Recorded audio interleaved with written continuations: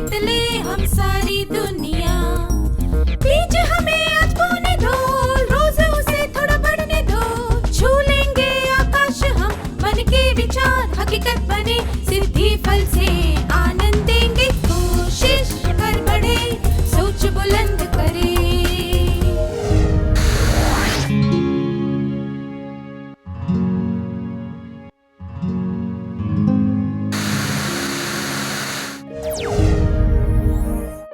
नमस्ते छात्रों, आप सबको यहाँ देखकर खुशी हुई। पिछले सत्र में हमने सीखा था कि हमारे वातावरण और हमारे आसपास रहने वाले लोगों की वजह से आने वाली बाधाएं हमारे नियंत्रण के बाहर होती हैं और वे बाहरी बाधाएं होती हैं। हमारे आसपास के लोगों के काम, उनके विचार, उनकी ईर्ष्या, मार्गदर्शन की कमी, पराजय और आर्थिक परेशानियां कुछ बाहरी बाधाएं हैं। हमारे आसपास के लोगों के साथ तर्क वितर्क करने से हम उनके द्वारा खड़ी की गई बाधाओं को दूर कर सकते हैं। मार्गदर्शन की कमी वाली बाधा को किताबों से, बड़ों से बात करके और अंतर्जाल की मदद से पार करना चाहिए। दूसरों की ईर्ष्या वाली बाधा को पार करने के लिए उनकी बातों पर ध्यान नहीं देना चाहिए। आइए अब बाकी की बाधाओं के बारे में बात करें। अगली बाधा है पराजय। स्कूल की प्रतियोगिता में विमला ने जितनी बार भी ऊंची कूद लगाई, उतनी बार वो असफल हुई। इस वजह से वो फिर से कूद लगाने से कतरा रही है। उसे लगता है कि अब वो जीवन में कभी भी ऊंची कूद नहीं लगा सकती। अगर आप उसके करीबी मित्र होते तो आप उसे कैसे हिम्मत दिलाते? क्या आप दोनों इस दृश्य का अभिनय करके दिखा सकते हैं?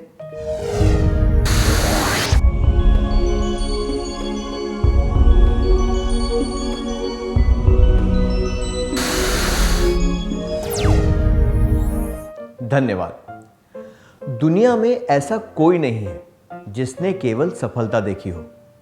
सफलता की राह में कई बार पराजय का सामना करना पड़ता है और निराशा भी होती है। पर जो लोग सफल हुए हैं, उन्होंने पराजय से अमूल्य सबक सीखे हैं और फिर से प्रयास करके सफल हुए हैं। जो लोग पराजय के बाद हार मान लेते हैं, वे जीवन में कुछ भी हासिल नहीं कर पाते। विमला को यह समझना चाहिए और रुचि लेकर फिर से प्रयास करते रहना चाहिए।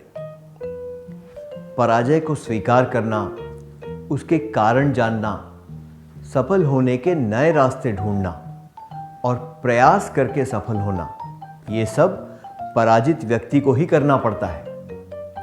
पर डर और खुद को हीन समझने की भावना उस व्यक्ति को ये करने से रोक सकते हैं। इसलिए पराजय की बाहरी बाधा पर विजय प्राप्त करने के लिए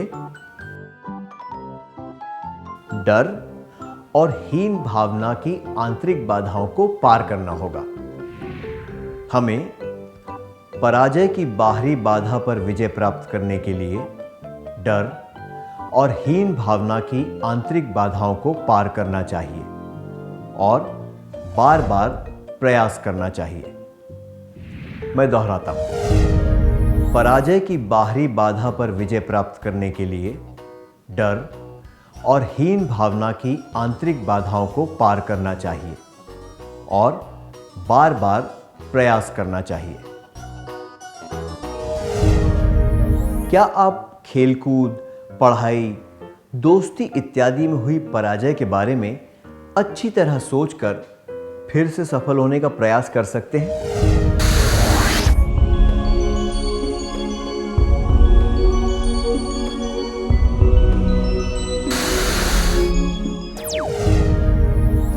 अपनी भावनाएं बताने के लिए धन्यवाद। अगली बाधा है आर्थिक परेशानियां। समीर पढ़ाई में अच्छा है। उसके माता पिता रोज मजदूरी करके पैसे कमाते हैं। जैसे ही समीर ने 12वीं की परीक्षा पास की, उसकी मां बीमार पड़ गई। आगे पढ़ाई करने की जगह समीर को घर चलाने के लिए काम करना पड़ा। अगर आप समीर की जगह होते तो आप क्या करते? पढ़ाई छोड़ देते और काम करने लग जाते? काम करने से मना कर देते? परिवार के खर्चों का उचित तरह से ध्यान रखते हुए पढ़ाई चालू रखते? 1. पढ़ाई छोड़ देते और काम करने लग जाते। 2. काम करने से मना कर देते। 3. परिवार के खर्चों का उचित तरह से ध्यान रखते हुए पढ़ाई चालू रखते।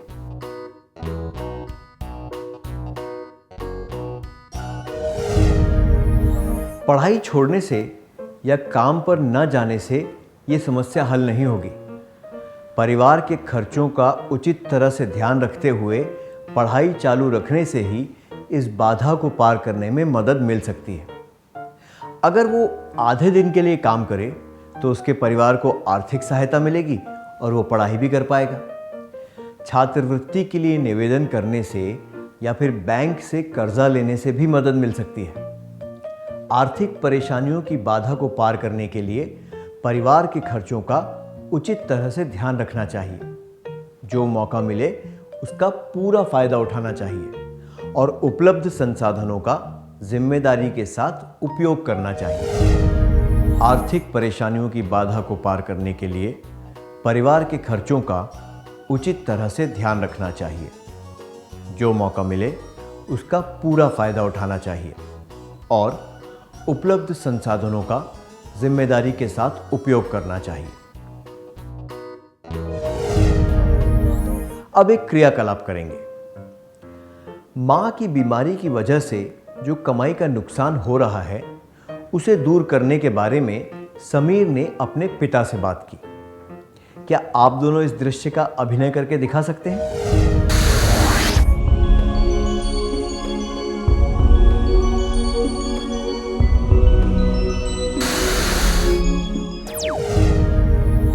अब इस चित्र को देखिए। ये वीर पांड्यन है। मदुरई की एक सरकारी स्कूल में पढ़ाई करने के साथ साथ इसने अपने परिवार को आर्थिक मदद करने के लिए एक दुकान पर छोटे मोटे काम किए। 12वीं की परीक्षा में उसे पूरे राज्य में भूगोल में सबसे ज्यादा अंक मिले। अब वो एक IAS अफसर है। आत्मविश्वास और प्रयास से उसने अपनी सारी बाधाएं पार कर ली। क्या आपने वास्तविक जीवन में या फिर अखबार में किसी ऐसे व्यक्ति के बारे में सुना है जिसने कड़ी मेहनत और समझदारी से आर्थिक परेशानियों को पार कर लिया हो? क्या आप इसके बारे में सबको बताना चाहेंगे?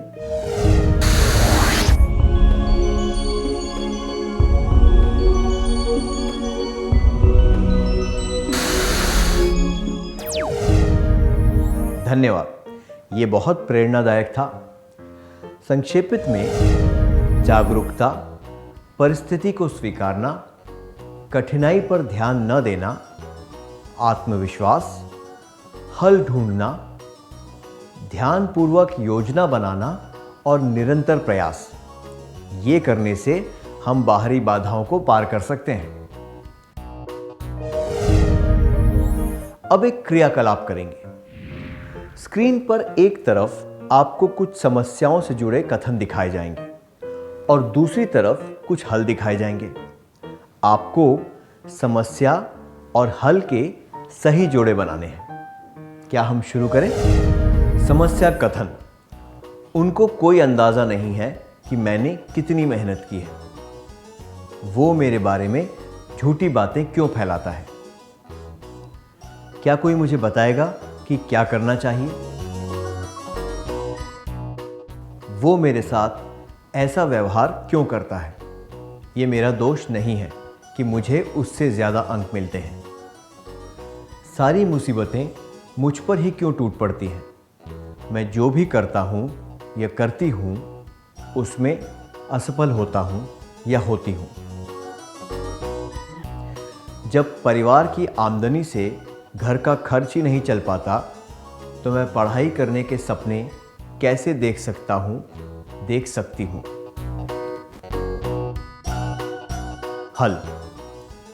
हल ढूंढने की कोशिश करें, जागरूकता फैलाएं, ध्यान न दें। ध्यान से योजना बनाकर काम करें, इस मामले पर ध्यान न दें।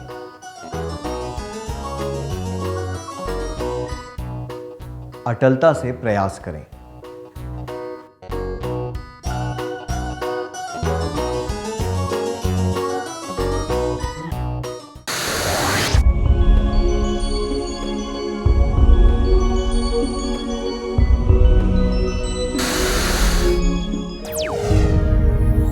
क्या आपने उचित जोड़े बना लिए?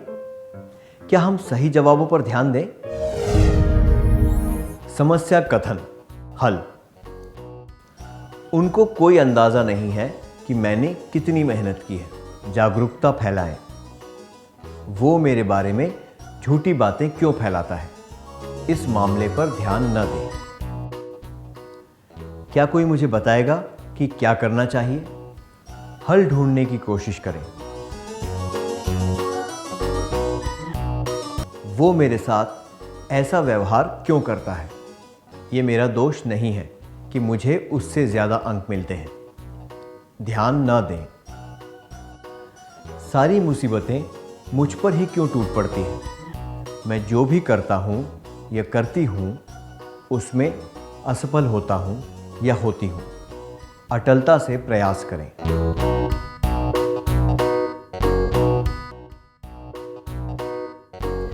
जब परिवार की आमदनी से घर का खर्च ही नहीं चल पाता, तो मैं पढ़ाई करने के सपने कैसे देख सकता हूँ, देख सकती हूँ। ध्यान से योजना बनाकर काम करें। जिन विद्यार्थियों के जवाब सही थे, उन्हें बधाई हो। क्या आप इस चित्र में दिखाए गए व्यक्ति को पहचान सकते हैं? ये हेलेन केलर है। ये देख और सुन नहीं सकती। विश्व भर में ये निशक्त जनों यानी विकलांग व्यक्तियों की प्रेरणा है। ये महात्मा गांधी हैं। अहिंसा के सिद्धांतों पर चलकर इन्होंने बहादुरी से अंग्रेजों का विरोध किया और भारत की आजादी के लिए लड़े। ये नेल्सन मंडेला है। इन्होंने रंगभेद का विरोध किया और काले लोगों के समान अधिकारों के लिए लड़े। इसके लिए इन्हें जेल में 27 वर्ष बिताने पड़े।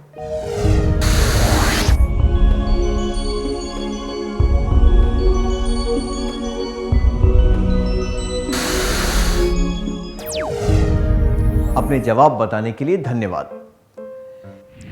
इन सब ने दृढ़ निश्चय किया। ये अपने निश्चय पर डटे रहे। इन्होंने बाधाओं को पार किया। अपने लक्ष्य पर पहुंचने तक इन्होंने सारी मुसीबतों का सामना किया। ये अपना प्रण पूरा करने में सफल हुए। ये तीनों हस्तियां दुनिया भर में प्रसिद्ध हैं और सब लोग इन्हें पहचानते हैं। पर ऐसे कई अनजाने नायक और नायिकाएं हैं जिन्होंने अपने परिवार को मुसीबत से बचाने के लिए कई कठिनाइयों का सामना किया है। जैसे कि गांव में पीने के पानी का प्रबंध करना या किसी पिछड़े हुए इलाके की भलाई के लिए काम करना। उन्होंने पूरी दृढ़ता के साथ प्रयास किया और अपने काम में सफल हुए। क्या आप ऐसे किसी व्यक्ति से मिले हैं? ये व्यक्ति आपके स्कूल या आपके पड़ोस से हो सकते हैं। क्या आप इनके बारे में हमें जानकारी देंगे?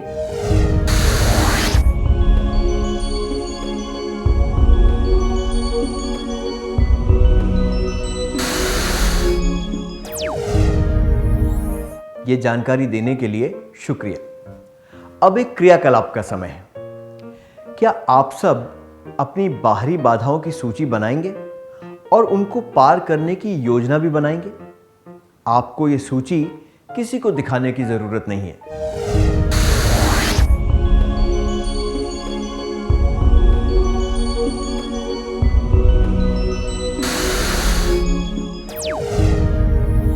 अपनी बाधाओं की सूची और उनको पार करने की योजना बनाने के लिए धन्यवाद। तो अब सत्र का सार संक्षेप करने का समय है।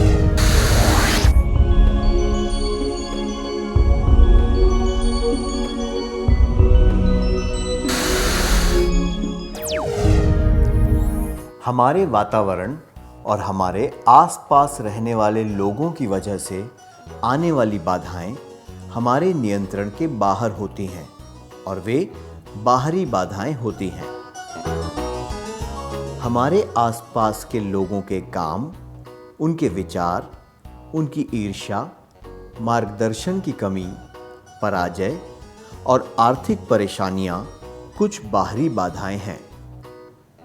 जागरूकता, परिस्थिति को स्वीकारना, कठिनाई पर ध्यान न देना, आत्मविश्वास, हल ढूंढना, ध्यानपूर्वक योजना बनाना और निरंतर प्रयास, ये करने से हम बाहरी बाधाओं को पार कर सकते हैं। इतनी अच्छी तरह सार संक्षेप करने के लिए धन्यवाद। क्या अब हम थोड़ा गृह कार्य लिख लें ताकि ये बातें हमें अच्छी तरह याद रहें?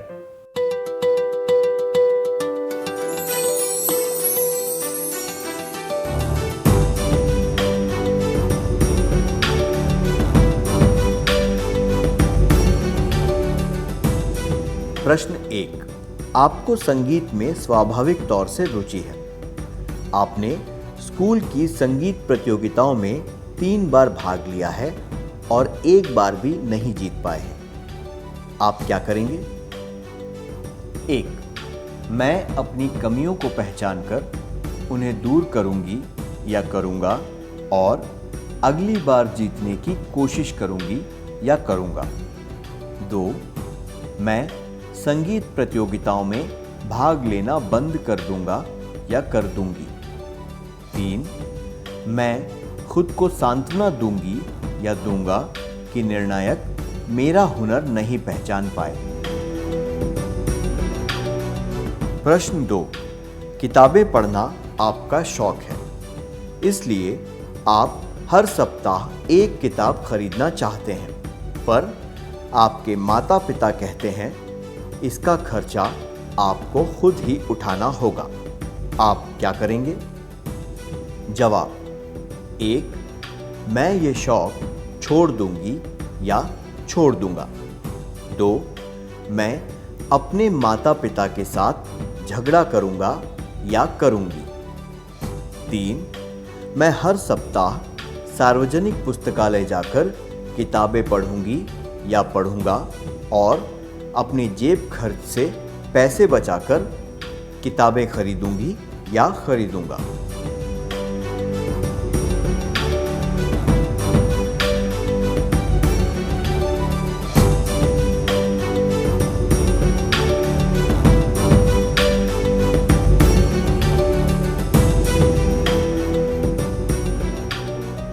क्या आप अगले सत्र में आने से पहले ये गृह कार्य पूरा करके लाएंगे?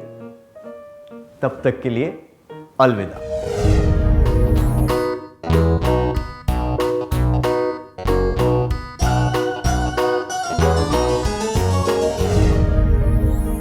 नमस्ते छात्रों, क्या हम पिछले सत्र में दिए गए सवालों के बारे में चर्चा करें?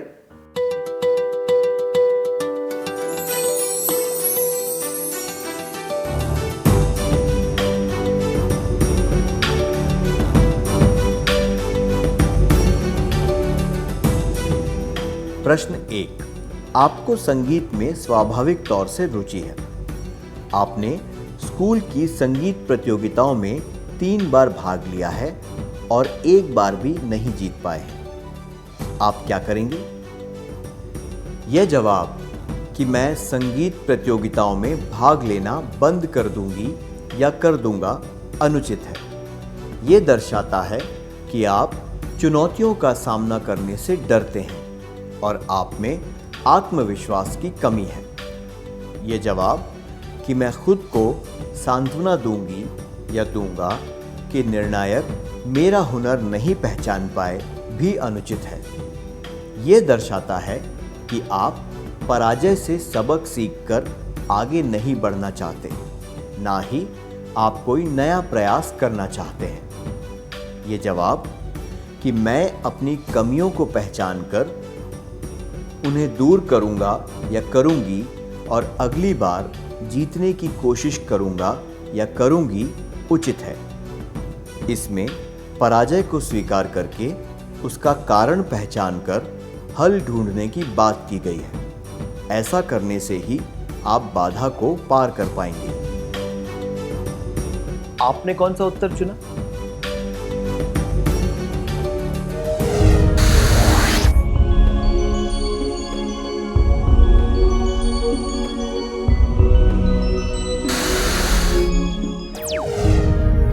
प्रश्न 2, किताबें पढ़ना आपका शौक है, इसलिए आप हर सप्ताह एक किताब खरीदना चाहते हैं, पर आपके माता पिता कहते हैं इसका खर्चा आपको खुद ही उठाना होगा। आप क्या करेंगे? ये जवाब कि मैं ये शौक छोड़ दूंगा या छोड़ दूंगी और ये जवाब कि मैं अपने माता पिता के साथ झगड़ा करूंगा या करूंगी उचित नहीं है। ये दर्शाते हैं कि आप बाधाएं पार करने का प्रयास नहीं करना चाहते, जबकि ये जवाब कि मैं हर सप्ताह सार्वजनिक पुस्तकालय जाकर किताबें पढ़ूंगा या पढ़ूंगी और अपनी जेब खर्च से पैसे बचाकर किताबें खरीदूंगी या खरीदूंगा उचित है। ये दर्शाता है कि आप आर्थिक परेशानी की बाधा को पार करने के लिए प्रयास करना चाहते हैं। आपने कौन सा उत्तर चुना?